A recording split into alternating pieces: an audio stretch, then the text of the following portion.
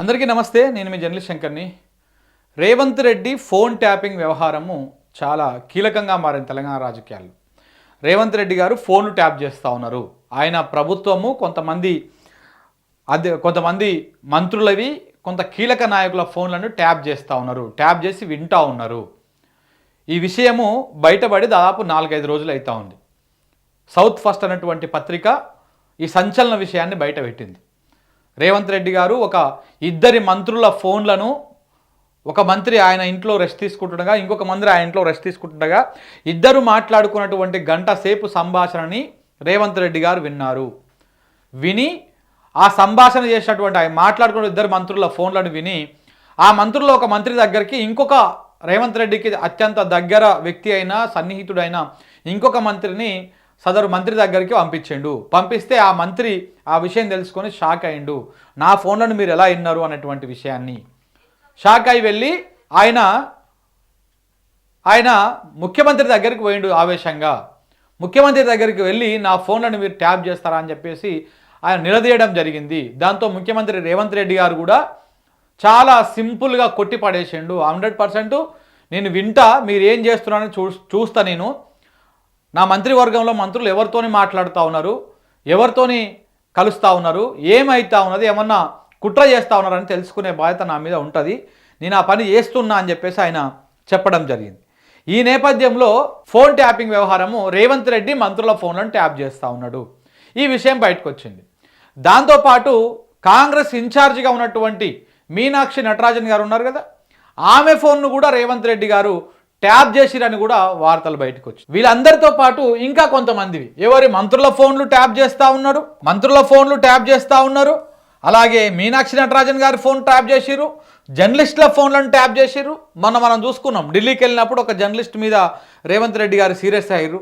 నువ్వెందుకు ఊకే హరీష్ రావుతో మాట్లాడుతున్నావు అనేటువంటి విషయాన్ని ఆ జర్నలిస్టు ఉద్దేశించి రేవంత్ రెడ్డి సీరియస్గా అవడము, అది కాస్త సోషల్ మీడియాలో వైరల్ కావడం, ఈ విషయం కూడా మనం చూసినాం. అంటే జర్నలిస్టుల ఫోన్లను కూడా ట్యాప్ చేస్తూ ఉన్నారు.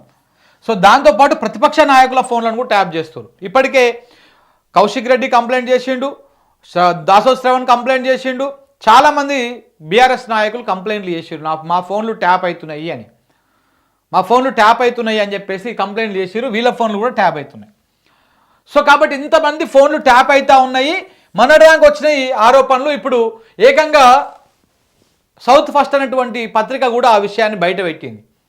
ఆ విషయానికి బలం చేకూరుస్తూ ఏ మంత్రి కూడా దాన్ని ఖండించలేదు, ఎవరు కూడా దాన్ని అది చేయలేదు. అంటే రేవంత్ రెడ్డి గారు చేస్తున్నది నిజమే, ఫోన్ ట్యాపింగ్లు. ఆల్రెడీ గత ప్రభుత్వం మీద ఫోన్ ట్యాపింగ్ అని చెప్పేసి బురద చల్లేటువంటి కార్యక్రమం నడుస్తూనే ఉన్నది. ఇప్పుడు ఈయన ఫోన్లు ట్యాప్ చేస్తూ ఉన్నాడు. ఇప్పుడు ఇది బయటకు వచ్చింది కానీ మెయిన్ స్ట్రీమ్ మీడియా, కుల మీడియా స్లాడర్ హౌజ్లు, అలాగే కాంగ్రెస్ మీడియా, ఇవి ఏవి కూడా ఒక్క వార్తను కూడా ప్రచారం చేయడం లేదు. అసలు ఈయన ఫోన్ ట్యాప్ చేసినటువంటి అంశాన్ని కూడా ఎక్కడ కూడా రాయడం లేదు. ప్రధానంగా మనం మాట్లాడుకుంటే ఈ కుల మీడియా ఏది మూగబోయింది. అది ఏబిఎన్ అనేటువంటి కుల మీడియా, దాని గురించి వార్త రాయదు, ఎక్కడ ఒక చిన్న లైన్ కూడా రాయదు. TV5 అనేటువంటి మీడియా సాంబశివరావు మాట్లాడాడు, మూర్తి సూక్తులు చెప్పాడు దీని మీద. ఫోన్లు ఎలా వింటారు మీరు ఏంది అని చెప్పేసి ఈ డిబేట్కు ముందు 1 గంట సేపు ఇంట్రో చెప్తా ఉంటారు. ఆ ఇంట్రోలు ఎక్కడ కూడా కనపడతలేవు. ఇది మాట్లాడదు, ఏబిఎన్ మాట్లాడదు, TV5 మాట్లాడదు, మహాన్యూస్ పక్కా స్లాడర్ హౌస్ అనేటువంటి ఒక బ్రోకర్ జర్నలిస్టు వంశీ కూడా దీని మీద మాట్లాడాడు. ఎక్కడ కూడా కనీసం ప్రస్తావన కూడా చేయడు. మరి ఎందుకు వీళ్ళకి కనపడతలేవు? ఈటీవీ అసలుకే మాట్లాడదు, ఎన్టీవీ అస్సలు మాట్లాడదు. ఇది మరీ నల్లికుట్లది ఎన్టీవీ అనేది. ఎవడు అధికారం ఉంటే వాళ్ళ సంకలం జరుగుతుంది పోయింది, అసలుకే మాట్లాడరు. ఇక ఆంధ్రజ్యోతి పత్రిక రాయదు, ఈనాడు పత్రిక రాయదు. ఈ పత్రిక ఇవన్నీ మెయిన్ స్ట్రీమ్ మీడియా ముసుగులో చలామణి అవుతున్నాయి. ఎవరు కూడా ఈ phone tapping, Revanth Reddy phone tapping చేసినటువంటి అంశాన్ని ఎక్కడ కూడా వాళ్ళ మాధ్యమాల్లో చిన్న ఆర్టికల్ కూడా రాలేదు కూడా, ఇంకా పైన రాదు కూడా. ఎందుకంటే రేవంత్ రెడ్డికి డ్యామేజ్ చేసే కార్యక్రమాన్ని ఈ కుల మీడియా చేయదు. ఇంకా ఇప్పుడు కాంగ్రెస్ మీడియాని చూద్దాం. ఇప్పటిదాకా కుల మీడియా, ఇప్పుడు కాంగ్రెస్ మీడియా. V6 రాయదు, ఎందుకంటే ఆయన ప్రభుత్వమే కాబట్టి. వెలుగు రాయదు, బిగ్ టీవీ రాయదు, RTV రాయదు. కొన్ని యూట్యూబ్ ఛానల్స్ ఉన్నాయి, కాంగ్రెస్ పెయిడ్ యూట్యూబ్ ఛానల్స్, వాళ్ళ పేర్లు చెప్పడం ఎందుకు, కానీ తెలుసు మీకు ఆల్రెడీ కొన్ని రియల్ ఎస్టేట్ దందాలు, బ్లాక్ మెయిలింగ్ చేసే వ్యవహారాలు కూడా బాగా బిజీగా ఉన్నాయి ఆ ఛానళ్ళన్నీ కూడా. సో కాబట్టి వీళ్ళెవ్వరు కూడా రేవంత్ రెడ్డి చేస్తున్నటువంటి ఫోన్ ట్యాపింగ్ వ్యవహారాన్ని ప్రజలకు చూపించరు, ఎక్కడ చెప్పరు, మాట్లాడరు కనీసం. ఎందుకు మాట్లాడతలేరు, ఎందుకు చెప్తలేరు, కవర్ చేస్తూ ఉన్నారు అన్నమాట. ఎందుకంటే ఫోన్ ట్యాపింగ్ అనేది చెప్పున గత ప్రభుత్వం చేసిందనే బదనామే చేయాలి మనం. ఈ ప్రభుత్వం చేస్తున్నటువంటి ఫోన్ ట్యాపింగ్ వ్యవహారాన్ని, ఆ భాగవతాన్ని బయట పెట్టొద్దు. ఇది జరుగుతున్నటువంటి వ్యవహారం. మంత్రుల ఫోన్లను ట్యాప్ చేస్తున్నారని చెప్పేసి మంత్రులే పోయి మొరబెట్టుకుంటే, ఆ మంత్రులు పోయి మీనాక్షి నటరాజన్ కంప్లైంట్ చేస్తే, ఆమె నా ఫోన్ కూడా ట్యాప్ చేస్తున్నారని ఆమె మొరబెట్టుకుంటే, ఇదంతా ఎక్కడ పోతుంది, ఏమవుతుంది? తెలంగాణ రాజకీయాల్లో కాంగ్రెస్ పార్టీ అధికారంలోకి వచ్చినాక కక్షపూరిత రాజకీయాలు పెరిగినాయని స్వయంగా రేవంత్ రెడ్డి మామనే చెప్తాడు ఒక ఇంటర్వ్యూలో. కక్షపూరిత రాజకీయాలు పెరిగినాయి అని. అది స్టార్ట్ చేసింది మన రేవంత్ రెడ్డి గారే.